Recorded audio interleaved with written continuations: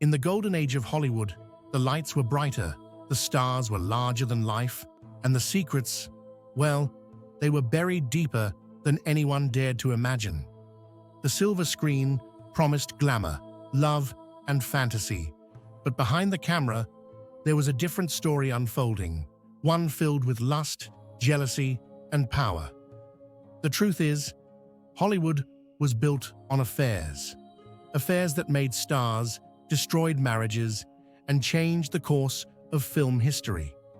Everyone wanted to be someone, and in an industry run by powerful men with private offices and locked doors, everyone learned that love, or at least the illusion of it, could be the most valuable currency of all.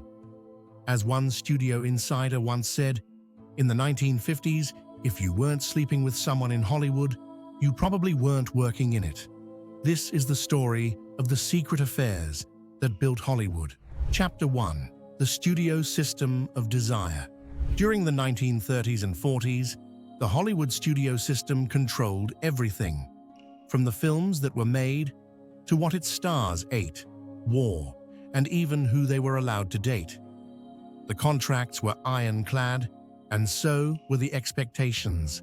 Studios weren't just managing talent, they were manufacturing fantasy. If a starlet was too innocent, they'd pair her with an older leading man to make her seem desirable. If a male actor seemed too stiff, they'd leak rumors of an affair to give him edge. Publicists worked overtime to craft these narratives, and most of the time, the relationships were completely fake. Sometimes they weren't.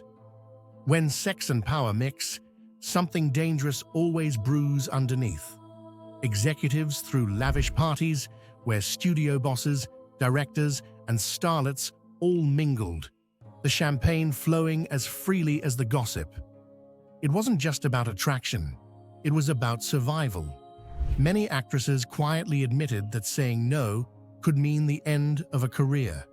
So they smiled, played the part, and became both the dream and the sacrifice of the Hollywood machine. Chapter 2. The Affairs That Made the Stars. Take Clark Gable and Joan Crawford. Their chemistry was so fiery on screen that MGM demanded they stay away from each other off it, which of course made the affair irresistible. They carried on a romance that spanned decades, even as they married and divorced other people. Their studios knew, but looked the other way. Gable and Crawford sold tickets, and as long as the profits rolled in, morality didn't matter. Then there was Ingrid Bergman, the beloved star of Casablanca. When she fell in love with Italian director Roberto Rossellini, she was still married, and America turned on her instantly. Senators called her a powerful influence for evil. Her films were banned in some states. It was one of the first times a woman in Hollywood was publicly punished for following her heart. Years later, she would return, but the damage to her reputation was done. And of course, there was Marilyn Monroe, whose relationships with powerful men became both her rise and her downfall. Her affairs with studio heads, co-stars, and later politicians made her the most famous woman in the world, and also the loneliest. In private, she once said, "They all want to sleep with Marilyn Monroe, but no one wants to wake up with Norma Jean." Affairs in Hollywood were never just about love.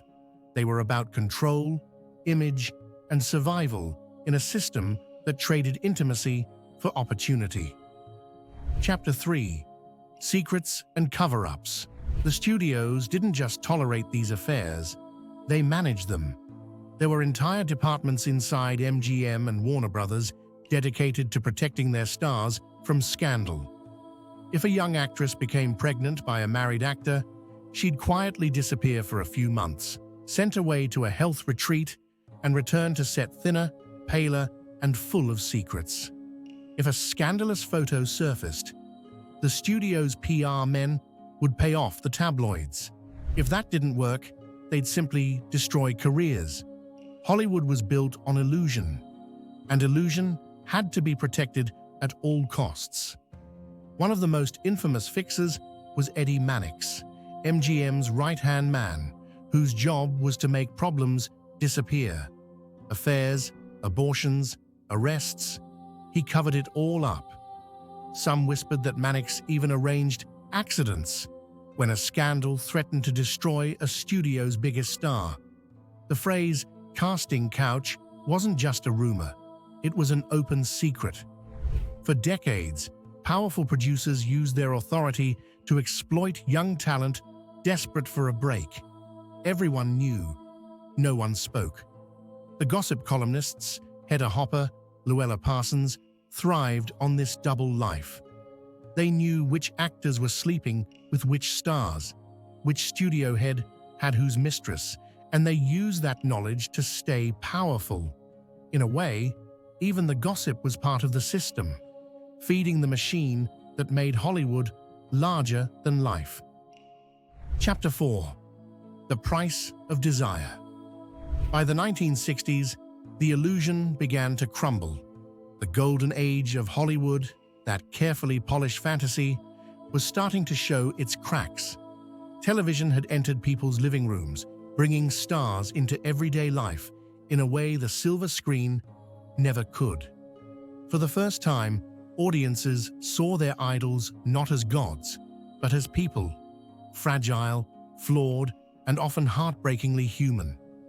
The old studio system that once controlled every aspect of an actor's life was weakening.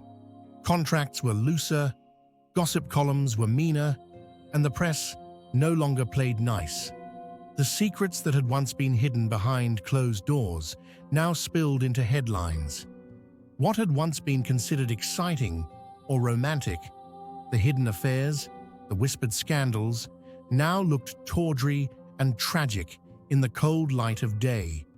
For many of the icons who had ruled the 1940s and 50s, the shift was devastating. Their beauty faded, their power vanished, and the world that once worshipped them turned away. Marilyn Monroe's lonely death became the symbol of a dream gone wrong. Montgomery Clift, once the very image of brooding masculinity, wasted away in pain and addiction. Judy Garland sang to packed houses, but cried herself to sleep backstage. The same desire that had built Hollywood, that had sold millions of tickets, now devoured the people who embodied it. The machine that made stars had no loyalty. Once a face could no longer sell the fantasy, it was replaced by a younger, brighter one. And yet their stories endure. The scandals, the heartbreaks, the impossible love affairs. They've become part of Hollywood's mythology. We still chase those stories, still replay those films, still believe in that golden light.